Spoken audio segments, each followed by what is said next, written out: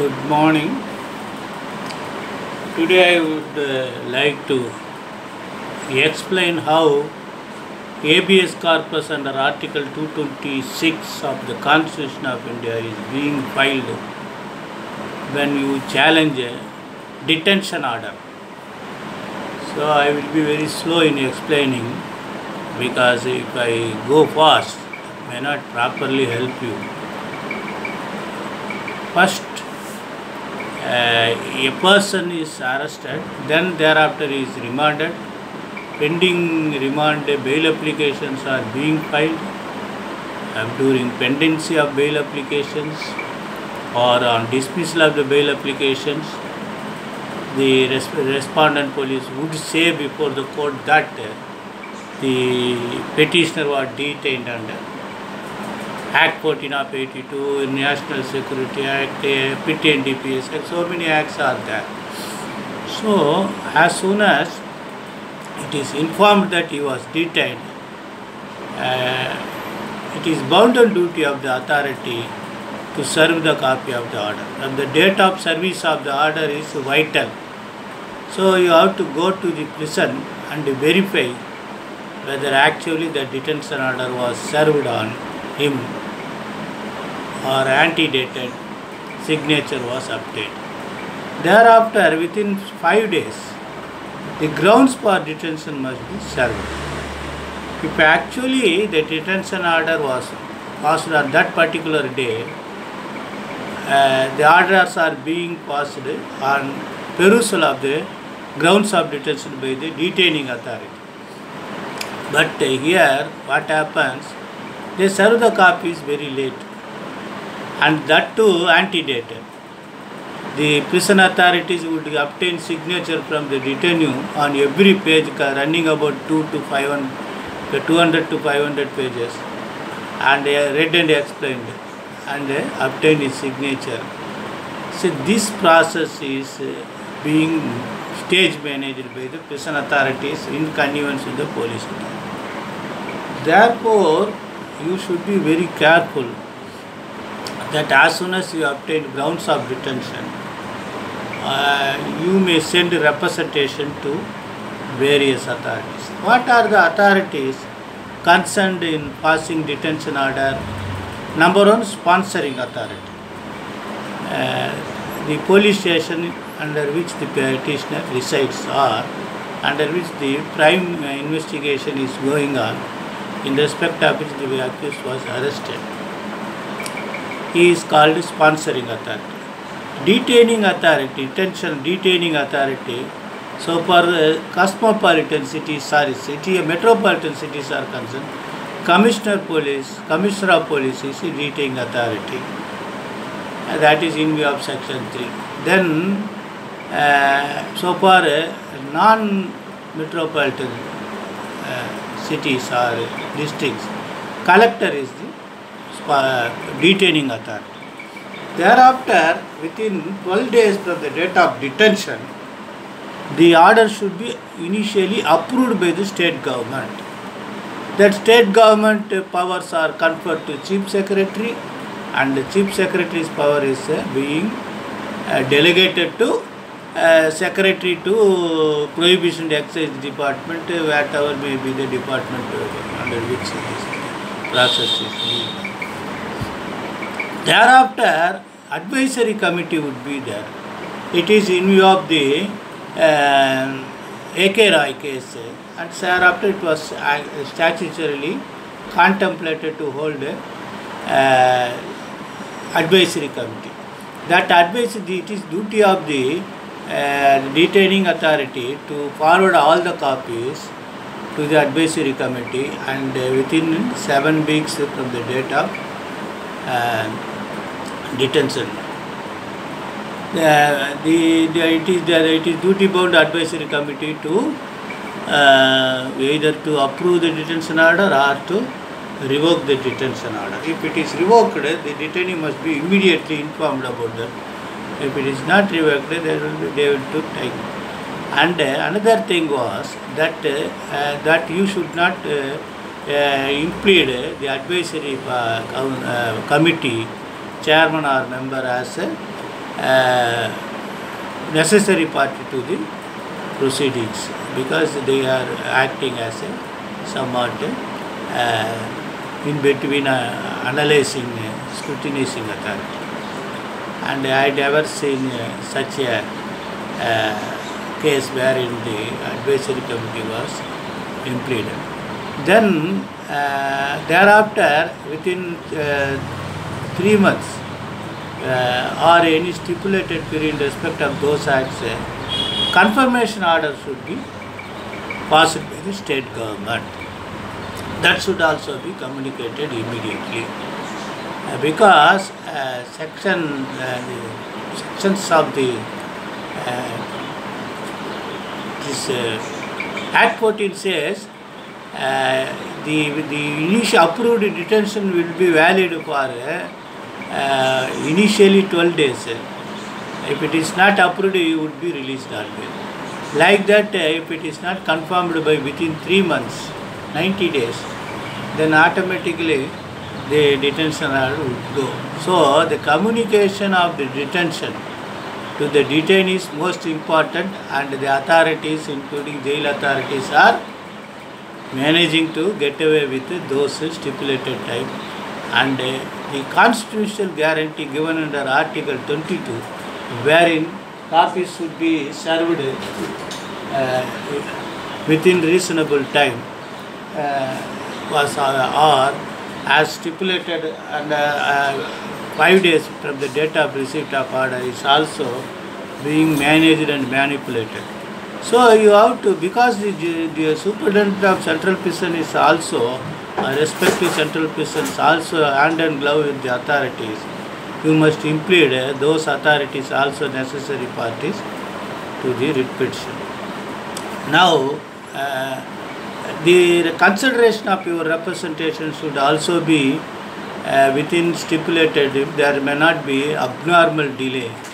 And at present, even 3 days delay, 5 days delays are considered as non-compilation of principle of natural justice, and they subjected the detainee with the mental agony. And this is what ratio of the Supreme Court.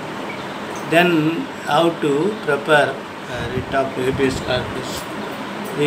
As usual, on the top of the petition, memorandum of petition under Article 226 of the Constitution for issuance of writ of habeas corpus. Then in the High Court of Judicature, then SCP, so and so.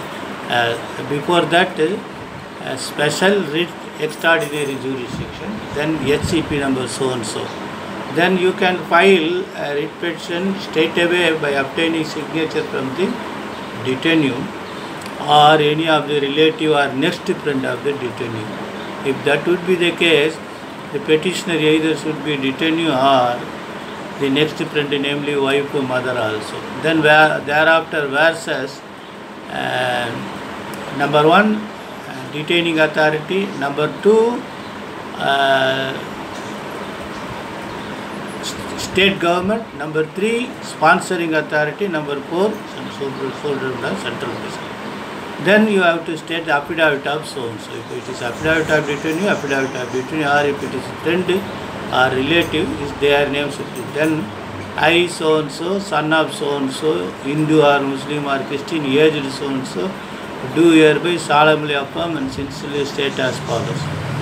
Thereafter, I am petitioner herein, or I am mother of the petitioner or wife of the petitioner herein, against whom detention order was passed by the first respondent, wide number so and so, dated so and so, thereafter semicolon, hence well acquainted with the facts of the case and the contents of this affidavit. Thereafter, I file this affidavit on the strength of facts known to me and the documents with me. Thereafter, you have to state that I humbly submit that either I was arrested or my relative so and so detainee was arrested on so and so by falsely implicating in the case. After remanding him or after detaining him for a few days under illegal unauthorized custody, they foisted few more cases, namely model FIR, in order to detain him under Act 14 of 82. Thereafter, you have to state on so and so date I have filed a bail application for him.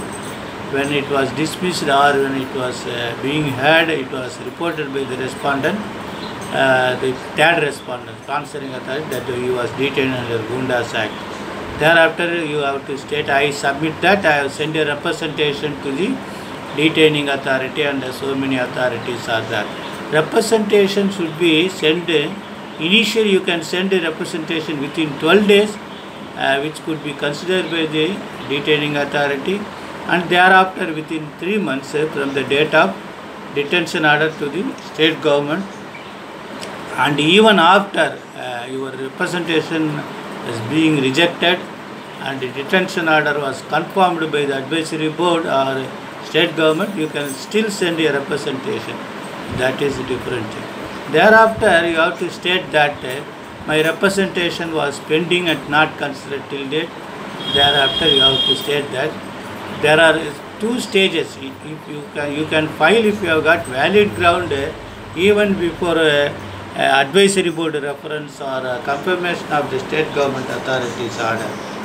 You can file habeas corpus to get it numbered, or you have to wait till the advisory board is over and confirmation order was there. If that would be the case, your grounds will be in enlarged condition, stating that the confirmation order passed by the state government authority, namely the second respondent, is illegal, not passed with by applying the mind. All those things are there. Thereafter, you have simply say that I have therefore no other alternative than to file this writ petition under Article 226 of the Constitution of India for issuance of writ of habeas corpus or any other writ or order or direction to call for the records in BGDA so and so number order dated so on the file of the first respondent and being confirmed by the second respondent and to quash the same and set the detainee at liberty forthwith, and may also be pleased to pass any other orders as deemed fit and proper in the circumstances of the and render justice. That is your paragraph. Thereafter, very sorry, this will be a prayer column. Therefore, I have no other alternative than to call for the records in BGDA so and so, passed by the detaining authority and confirmed by the second respondent, and may also be pleased to quash the same. And the following among other grounds would be there. Thereafter, you have to centralize the grounds, then number first ground that the detention order is illegal, unconstitutional, and against the mandatory provisions of the Act 14 of 82 or whatever may be the Act. Then thereafter you have to say that the detaining authority, without applying his mind, hurriedly passed the detention order, full stop. Thereafter you could say that the detaining authority, without properly perusing the grounds of detention, and passed the order mechanically. For that reason, you have to go through the entirety of the grounds of detention applied to the detainee. Each and every page, what all are the contradictions are there, what all are the major contradictions, which copies are not legible. So if copies are not legible, you have to state that the detainee was prevented from sending effective representation since the pages number so and so of the grounds of detention are ineligible. Thereafter, you have to say the detaining authority did not apply his mind by holding that the bail application was pending and there is imminent possibility of coming out of bail. These grounds should be there. For that, you have to read the digest to incorporate. Then the other grounds are that the ipsi dixit means there may not be any material on the face of the record in the grounds of detention, but the detaining authority would have stated which was heard by him out of record. That is called ipsi dixit. That should be there. In prohibition cases, the grounds of hygienity or life danger may be raised. These all are the grounds you have to raise for the timing. Finally, you have to say that on any other ground the time of argument. And since my representation has not been considered till filing of this petition, I put to mental agony, and which is a double punishment because I am detained under central prison. Thereafter, you have to state that the detaining authority, without properly without properly explaining the grounds of detention, simply obtained signature or obtained antedated signature, all these grounds you will raise. So finally, the prayer should be there. Instead of on the following among other, you have to state that and may also be pleased and set at liberty and also pleased to pass any other hours imputed from the circumstances. So kindly go through that. If any doubt, you kindly give me a message. Good morning, best wishes.